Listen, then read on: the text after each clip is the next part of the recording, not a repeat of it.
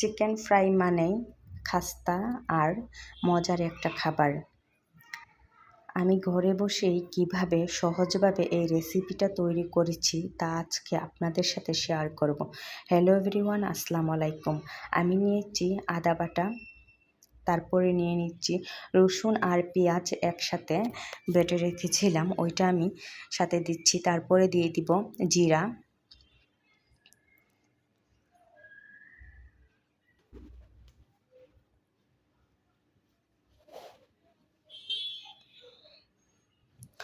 এখন আমি দিয়ে দিব হলুদের গুঁড়া,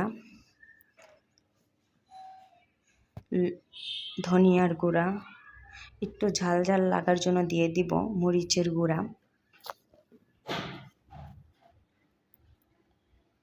এখন দিয়ে দিব অল্প একটু লবণ।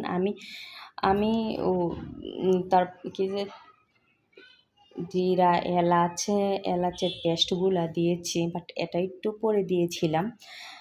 তো এখন আমি এটা একটু পরে দিয়েছি, তো এখন আমি এগুলা ভালো করে মিশিয়ে নিব। ভালো যতক্ষণ পর্যন্ত না তো মশলাটা ভিতরে ঢুকছে ততক্ষণ পর্যন্ত এরকমভাবে মেখে নিতে হবে। এখন আমি দিয়ে দিব ময়দা, আমি দিয়ে দিয়েছি ময়দা। তারপরে দিয়ে দিব কর্নফ্লাওয়ার, আমি কর্নফ্লাওয়ার দিয়ে দিচ্ছি 3 টেবিল চামচ কর্নফ্লাওয়ার দিয়ে তারপরে আমি দিয়ে দিব কিছুক্ষণের মধ্যে দিয়ে দিব সয়া সস। তারপরে আমি দিয়ে দিব ডিমটা আমি আগে থেকেই ফাটিয়ে রেখেছিলাম, ফাটিয়ে একটা বাটির মধ্যে রেখে দিয়েছি। তারপরে আমি এগুলা মিশাবো।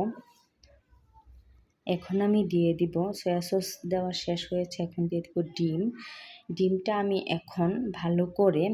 এখন আমি সবগুলা একসাথে ভালো করে মিশাতে হবে আমার, যাতে মশলাগুলা ভিতরে গিয়ে লাগে, সব জায়গায় পৌঁছায় মশলাগুলা। এখন আমি ভালো করে মেখে নিচ্ছি। তারপরে আমি কিছুক্ষণ রেস্টের জন্য ফ্রিজে রেখে দিয়েছিলাম। অনেকক্ষণ একটু রেস্ট হলে ভালো হয়, সুন্দর হয়। আমি রেস্ট করার জন্য ফ্রিজে প্রায় আধা ঘন্টার মতো রেখে দিয়েছি। ফ্রিজ থেকে নিয়ে এসে এখন আমি দিয়ে দিচ্ছি তেলের মধ্যে চিকেন ফ্রাই খেতে অনেক মজা।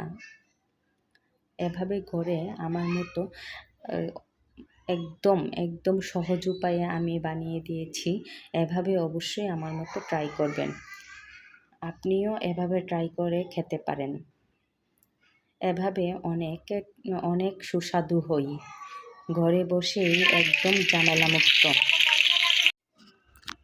আর আমার এমন নিত্য নতুন ভিডিও যদি পেতে চান অবশ্যই আমার সাথে সবসময় থাকবেন আর আমাকে ফলো করবেন, সাবস্ক্রাইব করবেন, তাহলে অবশ্যই এমন নিত্য নতুন ভিডিও আমি আপনাদের উপহার দিতে পারবো।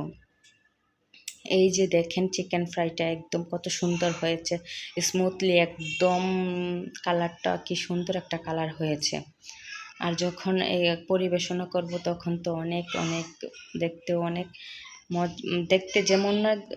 দেখতে যেমন সুন্দর লাগবে, খেতেও অনেক মজাদার।